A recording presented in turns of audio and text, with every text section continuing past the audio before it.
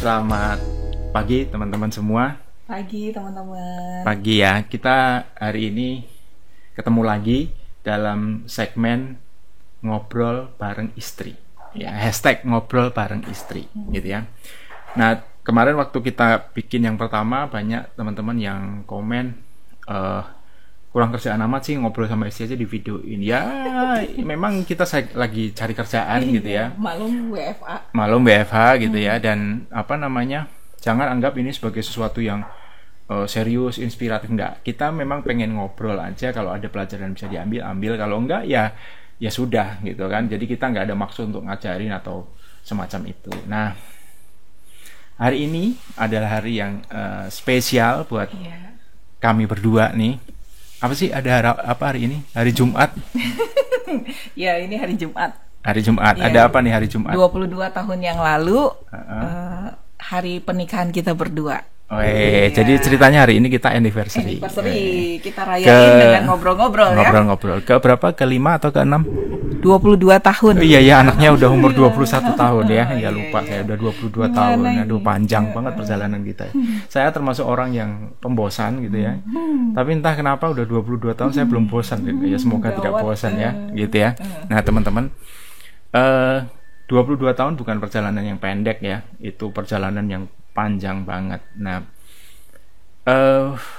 apa aja sih yang sudah kita alamin berdua gitu ya. Saya pengen sharing kepada teman-teman bahwa apa yang kita alamin selama 22 tahun ini ya nggak mulus-mulus aja gitu ya. Iya, banyak. Nah, mungkin nanti bocah yang akan banyak cerita nih, apa yang sudah dia alamin hidup sama saya selama 22 tahun ya. Apakah tersiksa?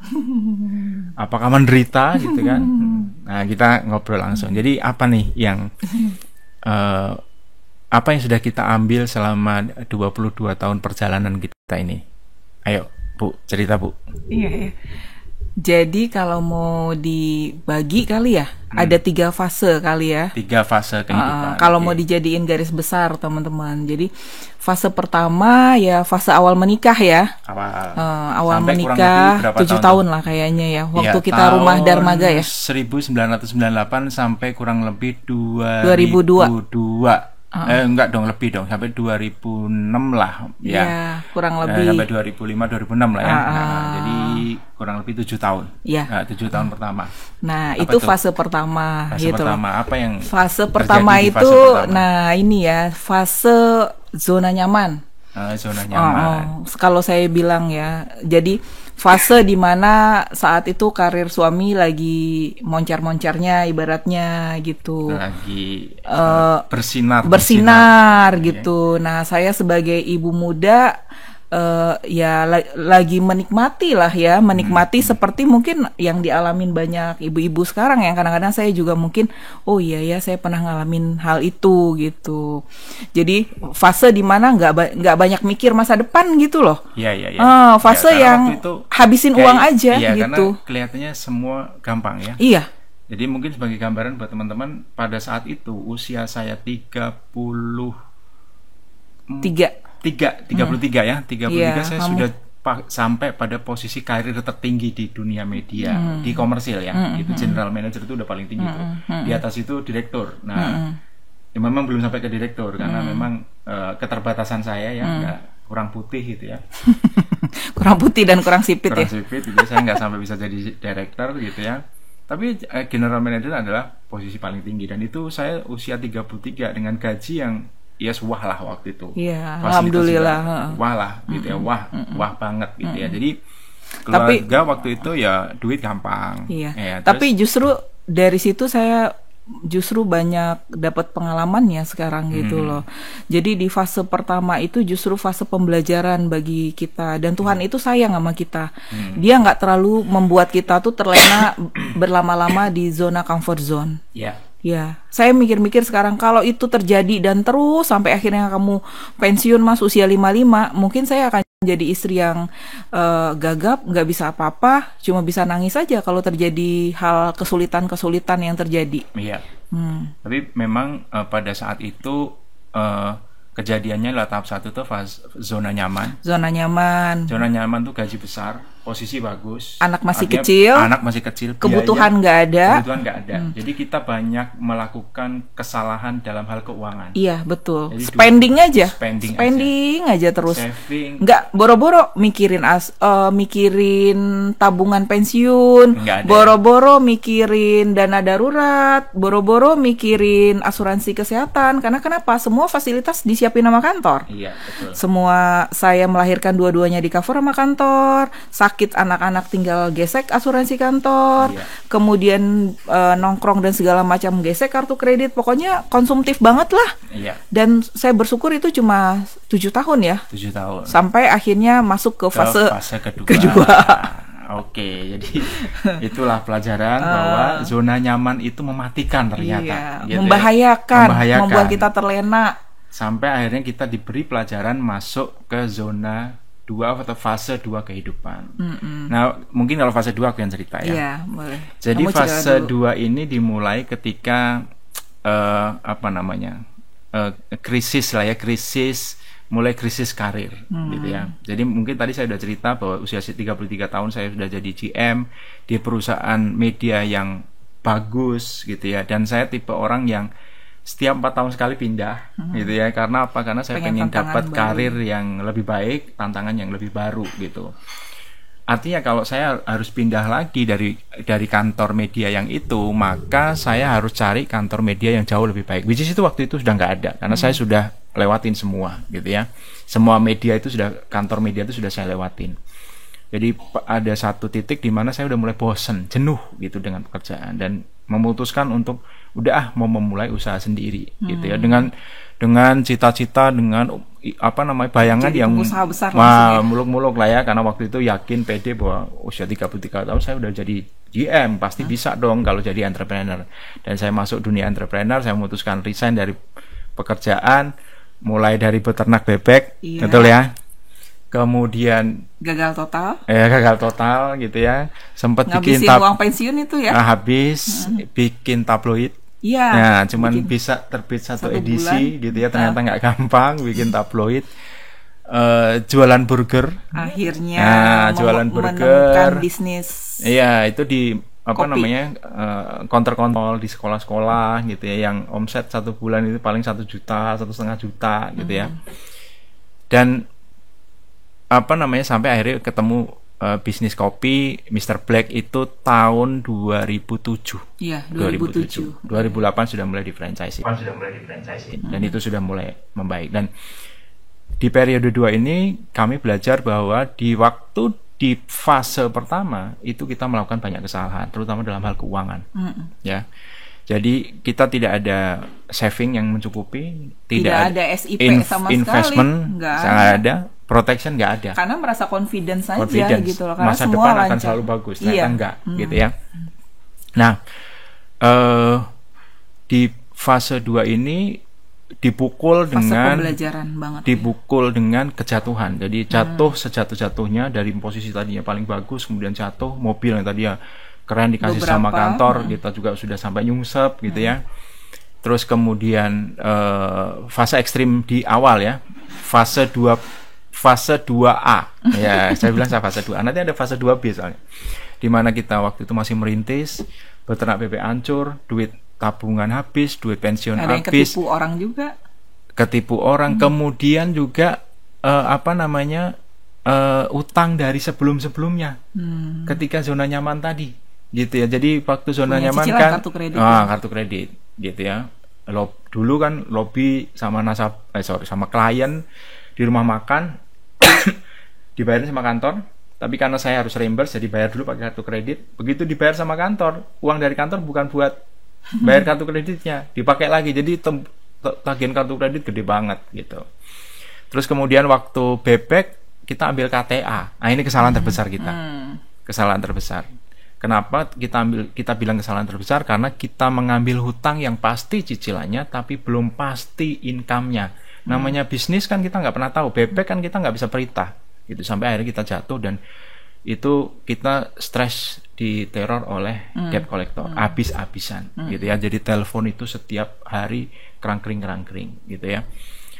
Akhirnya dan alhamdulillah kita bisa lewatin lah ya. Kita bisa lewatin, kita kita jual salah beberapa satu aset gitu ya, kita jual aset akhirnya sampai ya dengan kepedihan ya utang itu lunas fungsional gitu ya. aja Ya akhirnya kita punya fungsi. rumah Tapi satu. kita masuk ke fase 2B, fase ujian juga, di mana bisnis kita sudah mulai jalan, Mr. Black sudah mulai lagi bagus-bagusnya, dan kita lupa gitu dengan kesusahan waktu fase 2A dan pelajaran dari fase 1 tadi. Di fase 2B kita mulai rada borju nih, iya nggak? Ingat nggak kita pernah punya mobil sampai 3? Ya, Teman-teman bayangin, kita pada suatu fase pernah punya mobil sampai dengan 3. Satu saya pakai sendiri, itu waktu itu saya pernah punya Nissan Terrano dan pernah dari mulai Kia Carnival, kemudian ganti Nissan Terrano. ya pokoknya beli sesuatu yang nggak penting-penting Ya, lah. Ibu Ocha itu karena dia bekerja juga, kan dia di asuransi, saya kan di kopi. Dia punya Nissan Mars. Ada satu lagi buat bisnis, kita punya Mobil box. Grand Max. Nah, Grand Max dari Espas ganti ke Grand Max. Dan itu adalah juga satu pelajaran yang berharga banget di fase 2B itu. Kita diajarkan untuk kamu kalau punya duit jangan lupa diri. Itu di fase 2B. Karena apa? Justru dengan punya 3 mobil itu adalah sumber konflik terbesar kita. Saya orang yang nggak bisa lihat mobil tuh kotor, nggak bisa lihat mobil yang bensinnya tuh tiris gitu ya. Which is karena waktu itu Bu Ocha nggak bisa setir, jadi kita harus hire sopir. Sopir, ya mohon maaf ya, mungkin ada sopir yang bertanggung jawab, tapi sopir yang kami miliki dulu kebanyakan tidak bertanggung jawab. Mobil rusak. Nah itu yang menjadi sumber konflik kita sama. Ya jadi harta banyak juga. Konflik jadinya. Betul gitu, karena ya itu bisa jadi sumber konflik gitu, dan itu di pelajaran di fase 2B ya, di mana itu dari Mas Basri ya. betul. Nanti Dan itu banyak melakukan belanja sesuatu yang sebenarnya nggak terlalu penting gitu ya. Jadi ya balik lagi Nggak SIP-nya fungsional, masih nggak fungsional. SIP-nya Jadi belum orang nggak jalan, fungsional. jadi belum dapat pelajaran yang cukup banyak sebenarnya. Tapi itu pukulan yang berat dan harusnya kita sadar, tapi kita nggak sadar, masih belum sadar gitu. Sadar sebentar tapi pingsan lagi gitu. Nah itu kalau versi saya nggak tahu versi Bu Ocha. Ya, kalau saya di fase 2 ini banyak banget pembelajaran ya yang saya dapat ya. Bayangkan teman-teman, di 7 tahun pertama pernikahannya adem ayem, baik. Suami ya yang saya rasakan suami yang saya kenal dulu gitu loh. Orangnya baik, pengertian gitu ya. Nah, giliran di fase kedua itu kita akan merasakan dari sisi kayak orang yang berbeda gitu loh. Karena kenapa? Karena kalau kita punya konflik, kita punya masalah, kita stres, kita bisa jadi orang yang berbeda, jadi pribadi yang berbeda gitu loh. Nah, di situ yang saya pengen teman-teman jika menghadapi itu harus bisa saling mengerti dan saling sabar gitu loh. Karena ingat, kita kan awalnya menikah karena saling suka dan niatnya kita baik ya untuk long lasting gitu loh, agar bisa seumur hidup gitu loh. Jadi ujian di tahap kedua ini benar-benar membuat saya semakin sadar betapa saya harus jadi orang yang sabar, istri yang sabar. Karena kenapa? Karena saat ini suami saya sedang dapat ujian dari bisnisnya. Dulunya dia kan jadi orang yang baik aja, nggak ada masalah karena pada saat karirnya juga bagus. Nah, yang saya senang sama suami saya, dia selalu berkomunikasi gitu loh. Jadi pada saat memutuskan bisnis, Mas Basi izin ke saya, "Ma, saya izin, saya mau buka bisnis. Saya biasa kasih kamu berapa, katakanlah sejumlah X untuk biaya kehidupan kita. Mohon maaf untuk setahun ini mungkin saya nggak bisa cover dulu gitu. Jadi mohon bantuan mama untuk support gitu." Nah, teman-teman perlu saya kasih tahu, saya sharingkan secara jujur. Waktu di fase pertama saya juga kerja teman-teman, tapi kerja saya kerja nggak punya asal cari kesibukan. Jadi yang penting saya punya aktivitas, ditanya orang kerja di mana, saya jawab saya kerja, tapi saya nggak punya tujuan. Target saya ya cuma bisa beli lipstik, bisa beli bedak, selesai gitu. Nah, pada fase kedua, fase itulah saya diskusi sama suami. Saya merasa selama ini saya disenengin sama suami gitu loh, semua happy-happy aja. Masa pada saat ini suami minta tolong saya nggak mau bantu gitu. Nah, saya seriusin lah bisnis saya di asuransi. Nah, mungkin teman-teman baru ngerti kenapa saya akhirnya bisa serius di bisnis asuransi, yaitu pada tahap fase kedua. Jadi pada tahun sekitar 2004, 2002-an lah ya, 2002, 2004, terus berlanjut sampai akhirnya saya serius di 2008 lah. Akhirnya saya bisa ikut trip, dapat conference berturut-turut ya. 8 tahun berkarir ya. Iya, setelah 8 tahun berkarir. Bisa berprestasi karena punya tujuan yang jelas gitu loh. Nggak tahu why-nya. Nggak ada why. Iya. Cari kesibukan aja. Iya, kerja aja gitu. Betul, gitu. Betul. Makanya saya pas di usia sekarang, pas lihat banyak ibu-ibu muda yang banyak cuma kerjanya nongkrong-nongkrong aja, ngabisin duit suami ya, mohon maaf ya, saya ingat kejadian saya waktu di fase pertama. Dan untung Allah sayang sama saya gitu loh, nggak membuat saya ternina bobokan begitu lama gitu loh. Jadi cukup 7 tahun. Nah, di fase kedua inilah saya menjadi orang yang berbeda. Sayanya dulu jadi ya nggak punya saya diserahkan tanggung jawab sama suami saya gitu loh, tolong bantu, karena kehidupan tetap harus berjalan kan, saya nggak cuma bisa nangis doang gitu untuk menyelesaikan kehidupan ini. Jadi kita tetap komunikasi, kalaupun ada yang lagi emosi ya yang satu sabar, yang satu emosi, yang satunya sabar. Jadi mungkin sekedar tips ya, sharing lah gitu loh. Jika teman-teman menghadapi fase kedua ini, komunikasi tetap penting. Jadi diskusilah tetap sama pasangan, sekesel apapun sama pasangan tetap harus berdiskusi, jangan malah curhat sama orang lain atau pasangan orang lain yang ada akhirnya akan menimbulkan bahaya ya, akan menimbulkan hal-hal yang mungkin sangat berbahaya nanti ke depannya gitu. Iya betul, dan memang benar. Jadi di fase 2 itu apa yang saya pelajaran apa yang saya dapat, pelajaran soal mengelola duit. Duit isi kam isiku. Nah, itu pelajaran di fase 2. Dimana ketika ternyata kita berada di posisi paling bawah, dimana uang 5.000 di dompet itu sangat berharga banget, itu kita merasakan banget gitu. Dan di fase 2 buat ibu bocah belajar bahwa kalau kita melakukan sesuatu harus ada purpose-nya, harus ada why-nya yang kuat gitu. Jadi waktu itu why-nya sebelumnya nggak pernah kuat, tapi begitu dihadapkan pada satu ujian, kita berada di posisi paling bawah, why-nya menjadi sangat kuat gitu. Nah, itu fase 2. Iya. Kita masuk fase 3, kita udah banyak belajar nih. Nah, cuman fase 3 itu ada momentumnya. Iya, betul. Momentumnya adalah ketika kita umroh tahun 2013. Apa tuh momentumnya? Masih ingat nggak? Jadi ingat dong, ingat banget. Jadi pada saat umroh saya berdoa di Ka'bah di sana, saya meminta sama Allah, ya Allah saya pengen jalanin bisnis yang bisa saya jalanin bareng sama suami gitu loh. Kita kan udah tahu kelebihan dan kekurangan kita masing-masing ya. Jadi waktu di fase 2 kita kadang-kadang punya ego masing-masing. Suami saya dengan ego bisnisnya sendiri, saya juga punya ego dengan bisnis saya sendiri. Karena kan ibaratnya bisnis saya jadi maju juga kan. Bisnisnya Mas Basi akhirnya juga maju dan berkembang. Cuma kadang-kadang kita lupa. Kita merasa, wah saya hebat di bisnis saya merasa sok hebat juga di bisnis suami saya. Dan begitu juga dengan suami saya. Dia merasa bisa mensukseskan bisnis dia dan dia juga merasa sok hebat di bisnis saya. Jadi kayak menjadi semacam konsultan tapi nggak ngerti sebenarnya bisnis pasangan kita itu seperti apa realnya. Jadi kayak jadi apa ya, pemberi saran aja ya gitu. Nah, pada dasarnya nggak saling ngerti tapi sok tahu. Iya. Jadi akhirnya jadi konflik. Nah itu konflik juga kan gitu. Jadi saya merasa bahwa bisnisnya harusnya begini. Bisnis saya harusnya begini. Saya juga harus begitu. Saya juga begitu. Harusnya bisnis dia begini nih gitu. Nah akhirnya kita masuk konflik ke fase ketiga. Kita mungkin istirahat dulu kali, ada azan. Bentar ya. Kita break dulu ya, ada azan. Azan ya. Iya. Oke. Teman-teman, tadi kita break sebentar karena ada azan, sholat lohor. Nah, kita akan teruskan lagi dialognya. Nah, itu ya pelajaran yang kami dapat di di fase 2. Kedua. Nah, dan fase 2 itu pelajaran saya hijrah ya, bahwasanya religius banget.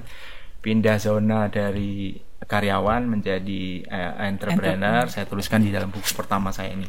Ini adalah buku pertama saya. Penerbitnya dulu Syamil dari Bandung, gitu kan. Judulnya Titik Tidak Bisa Balik, gitu. Dan ya semua saya tulisnya. Kenapa tidak bisa balik? Ya karena saya udah keluar dari zona jadi karyawan. Saya udah nggak bisa balik lagi, jadi karyawan lagi, gitu ya. Jadi ya sudah nggak bisa balik. Dan sebaiknya begitu, gitu ya, karena beda banget, gitu. Nah, tadi ya kita bicara momentum. Jadi momentum dari fase 2 masuk fase 3 adalah ketika kita umroh di tahun 2013. Tadi kita Januari 2013 karena kita tadi saling sok tahu. Gitu ya. Terus apa yang terjadi itu waktu umroh? Kenapa itu menjadi momentum masuk ke fase 3? Iya. Karena di situ saya berdoa, saya pengen menjalankan bisnis bareng sama suami gitu loh. Karena kita kan tahu kelebihan dan kekurangan kelemahan saya bisa ditutupi nama suami, dan saya insya Allah juga bisa menutupi apa yang seandainya nggak ada di suami gitu loh. Dan biar kita nggak merasa sok tahu masing-masing gitu loh, biar kita juga nggak merasa saling menghakimi bisnis masing-masing gitu kan. Nah akhirnya setelah pulang umroh kayaknya kita dikasih jalan ya, tapi nggak langsung juga langsung. Sih kita butuh waktu kurang lebih setahun. Setahun 10 bulan kali ya. Iya, dari proses awalnya 10 bulan tapi eksekusinya akhirnya setahun. Iya, gitu. Bulan Januari 2014 dan kita baru mulai itu bulan Juni 2014. Nah, itu dari doa akhirnya saya bisa merekrut Pak Basri, mengajak Pak Basri untuk join ke bisnis ini karena dari awal saya udah membayangkan kayaknya tipe Pak Basri kayaknya cocok di bisnis asuransi gitu. Iya. Nah, mungkin Pak Basi bisa cerita.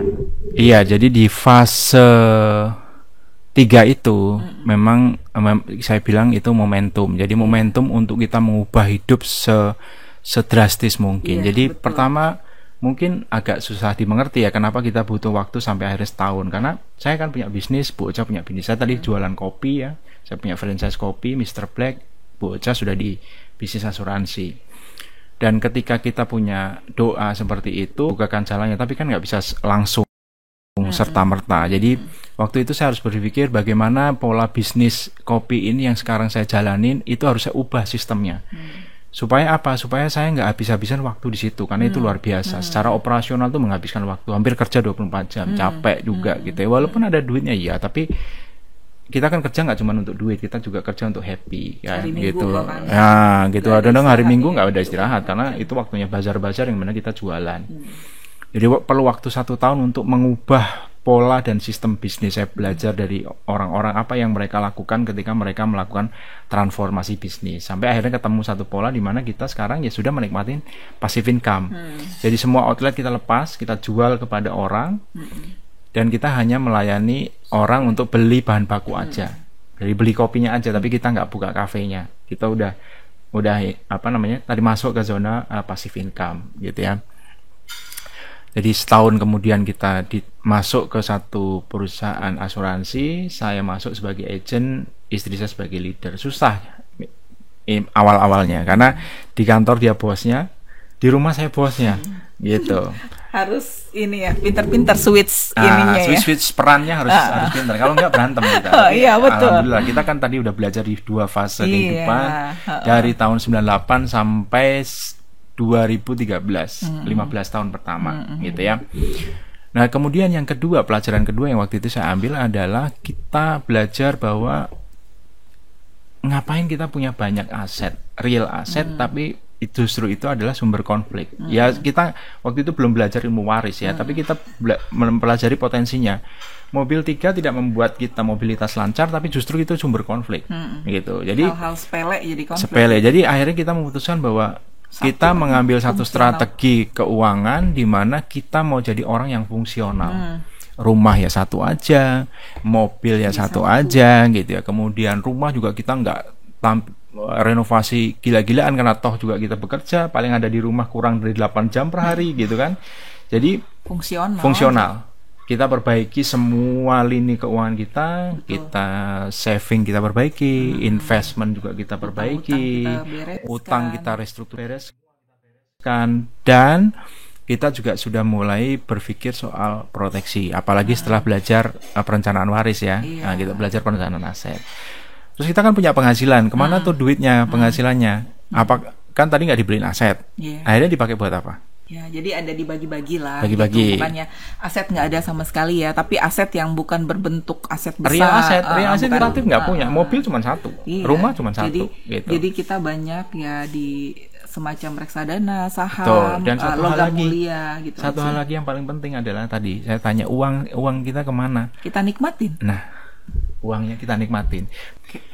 Nah, tadi sorry agak Lanjut. keputus ya, kita lanjut. Jadi apa tadi duitnya buat apa?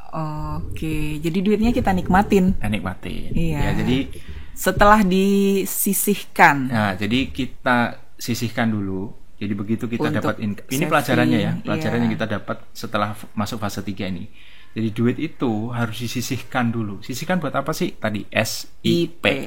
Saving, Investment, dan Protection. Jadi ya, setelah disisihkan baru sisanya kita Ada pos nikmati. untuk kita nikmati. Nikmatin. Jadi baru setelah tahun 2013 dulu kita masing-masing punya bisnis, baru setelah tahun 2013 kita bisa menikmati, kita bisa jalan-jalan sama anak-anak. Kita joint account ya pengelolaannya. Ya, dan kita juga gitu. modelnya joint account, jadi nggak ada duit Duit laki-laki saya, perempuan duit gitu. Saya kamu pegang nggak ada. adalah pasti masing-masing pegang, tapi secukupnya untuk buat kebutuhan operasional kita gitu ya. masing-masing. Jadi tetap uang besar kita kumpulin bareng dan itu yang kita pakai untuk setiap tahun kita jalan-jalan. Minimal kita selalu rencanakan bersama anak-anak ya.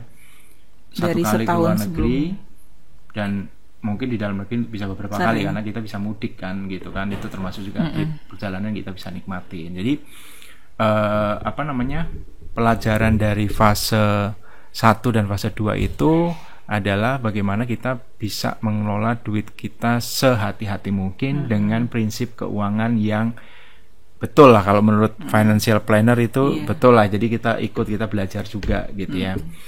Dan di fase 2 kita belajar bahwa apa yang kelihatannya wah, kan tadi kan mobil 3 tuh wah banget ya gitu ya, itu sebenarnya juga enggak Rapuh wah juga. gitu, rapuh gitu ya. Jadi kita juga dari situ belajar, kalau ketemu orang kita lihat, oh mobilnya kok ganti-ganti gitu ya, kita tidak merasa terintimidasi gitu karena biasa aja gitu. Apalagi kalau misalnya orang itu hidup dari penghasilannya yang bulanan misalnya, ya, katakan gaji gitu, kemudian mobil ada 3 atau 4, ya buat kita biasa aja. Mungkin barangkali dia merasakan sesuatu yang kita rasakan dulu, berarti nyicil gitu kan, ya biasa aja gitu. Jadi pelajarannya itu, apalagi pelajaran yang kita bisa. Jadi pelajaran di fase ketiga nih ya, karena kitanya udah sama-sama saling mature ya, jadi kitanya udah lebih kompak berdua gitu loh. Jadi udah nggak pakai emosi. Kalau ada sedikit masalah kita bisa duduk bareng, kita bertenang-tenang untuk menyelesaikannya. Jadi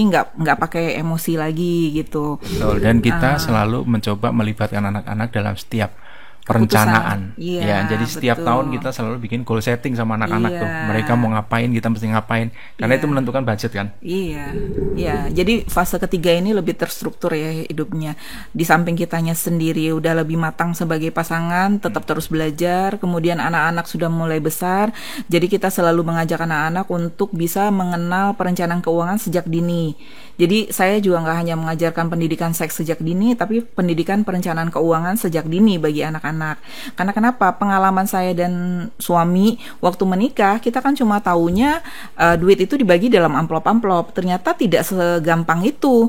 Tidak sesederhana itu. Kalau mama saya mungkin zaman dulunya dia nggak banyak godaan dalam hidup, cuma bekerja, nggak ada online shop, nggak ada coffee kafe-kafe, nggak ada nongki-nongki cantik, nggak ada bersiliweran tas-tas yang menggoda dan baju gitu. Nah, di masa ini kan sudah banyak banget godaannya. Jadi saya mengajarkan anak-anak selain pendidikan seks sejak dini, pendidikan perencanaan keuangan juga sejak dini. Jadi saya sebagai bendahara dalam keluarga selalu melaporkan apa aja aktivitas keuangan kita setiap bulannya. Jadi saya nggak cuma melaporkan ke Pak Basri, ini loh pengeluaran kita, ini loh pos-pos yang udah saya postkan, tapi juga di dalam grup itu anak-anak juga bisa baca. Jadi anak-anak tahu, oh mama bulan ini bisa saving segini ya, oh mama bisa beli logam mulia segini ya. Oh, termasuk kalau kita perjalanan. Iya, termasuk dalam perjalanan itu juga. Trip itu selalu kita bikin perencanaan keuangan. Iya, jadi nggak asal ada tiba-tiba. Batasan, jadi belanja itu maksimal satu orang berapa gitu. Jadi ada budgetnya masing-masing. Setiap trip kita ke luar negeri juga udah ada anggarannya. Jadi misalnya ke Jepang, trip pesawat segala macam, shoppingnya berapa, untuk makannya berapa. Jadi tidak ada istilahnya kalau sekarang itu kita pulang dari jalan-jalan kita punya utang. Iya, nggak ada. Jadi apa yang kita punya, budget yang sudah kita siapkan itu yang kita pakai. Iya. Tidak pernah ada lebih. Iya, over tidak ada budget. over budget. Over budget nggak ada. Malah budget yang udah dianggarkan malah bersisa, dan itu selalu diingetin sama Pak Basi jangan dihabisin. Udah uang dolarnya atau uang mata uangnya itu kita kumpulin aja. Siapa tahu kita next trip bisa ke sana lagi gitu. Iya. Nah, itu teman-teman yang mungkin bisa jadi pelajaran ya buat kita semua, bahwa hidup itu nggak selalu bisa mulus, nggak selalu bisa flat gitu ya. Apa yang nampak di luar kelihatannya baik-baik aja, itu belum tentu baik-baik aja. Selalu ada masalah, dan kami tidak tahu apa yang akan terjadi di fase berikutnya. Setelah fase ketiga ini kita nggak pernah tahu, tapi paling tidak dari fase 1, 2, 3 yang sudah kita lewatin, kita banyak belajar. Dari pelajaran itu membuat kita sangat hati-hati, terutama berurusan dengan uang gitu ya. Jadi kita berhati-hati banget, dan kita nggak jor-joran gitu, karena fungsional konsepnya sekarang. Fungsional. Jadi meja, kursi kalau nggak penting-penting banget, belum rusak gitu ya, belum diganti ya, adanya itu gitu ya. Jadi kayak saya juga beli tas nggak boleh nambah lagi kalau yang tas yang lama nggak diberikan dulu ke yang lain gitu, nggak dilepas gitu. Jadi ya kalau tas hitamnya 1, tas putihnya 1, tas merahnya 1 gitu ya boleh. Jadi kalau berlebih ya saya harus lepas dulu, harus kasih dulu. Masuk, yang lama harus keluar dulu. Begitu juga dengan baju. Iya. Oke, jadi itu yang mungkin kita bisa sharing kepada teman-teman mengenai perjalanan hidup kita yang kelihatannya mungkin lihatnya di luar mulus-mulus, ternyata sebenarnya enggak gitu ya, dan kita banyak belajar dari situ. Semoga ini juga bisa jadi inspirasi buat teman-teman. Satu hal lagi yang mungkin saya bisa share ke teman-teman adalah ini dari buku yang saya baca. Saya lupa bukunya apa, pokoknya ada di antara tumpukan buku ini, bahwa perkawinan itu bukan pengadilan. Jadi di dalam perkawinan itu tidak ada orang yang menuntut seperti jaksa, tidak ada orang yang menjadi hakim untuk memutuskan, gitu kan, dan tidak ada orang yang menjadi terdakwa seolah-olah salah. Biasanya anak-anak, gitu. Jadi kehidupan rumah tangga itu bukan pengadilan. Kehidupan rumah tangga adalah teamwork, gitu. Yang itu yang kita pelajari. Mungkin saling Bu Ocha bekerja sama. ada message yang khusus yang lain. Mungkin buat ibu-ibu ya, para ibu-ibu yang mungkin saya bisa sharingkan, yang saya alamin, jadilah wanita mandiri, wanita tangguh, karena kan kita nggak tahu ke depannya seperti apa. Mungkin pada saat teman-teman mengalami zona nyaman yang seperti saya alamin di fase pertama, kan nggak selamanya kayak gitu. Jadi kalau kita jadi wanita tangguh dan mandiri, kita bisa mensupport apapun yang terjadi dengan pasangan kita gitu. Kita nggak cuma bisa nangis aja. Oke. Jadi jadilah wanita tangguh gitu ya. Dan jadilah, kalau laki-laki apa dong? Ya laki-laki harus tangguh lah ya, tetap harus laki-laki tangguh harus ya. lebih tangguh lah. Artinya dari wanita. apapun yang terjadi harus siap gitu ya, jangan gampang frustasi. Saya dulu juga pemarah gitu ya, kalau ya namanya tekanan cuma kebetulan saya ketemu dengan pasangan yang bisa menjadi peredam gitu ya. Semoga Amin. Itu bisa menjadi pelajaran buat kita semua, bahwa apa yang terjadi di masa depan itu tidak pasti, tapi kita bisa belajar dari apa yang sudah terjadi di masa lalu, gitu ya. Oke, Bu Ocha, rasanya cukup. Ini panjang banget kita dialog hari ini. Dalam rangka gitu ya. Ulang tahun perkawinan kita yang ke-22. Luar biasa, 22 kita tahun. Mikir apa yang kita bisa sharing kan ya. Ya mudah-mudahan sih sharing ini bisa bermanfaat. Ada yang bisa diambil. Iya, kalau nggak ada yang bermanfaat ya nggak usah diambil, gitu ya. Oke teman-teman, sampai ketemu di ngobrol bareng istri lagi, #ngobrol bareng istri lagi, gitu ya. Semoga ada hal lain yang nanti kita bisa share, yang mungkin ada pelajaran di sana. Oke teman-teman, sampai jumpa lagi. Salam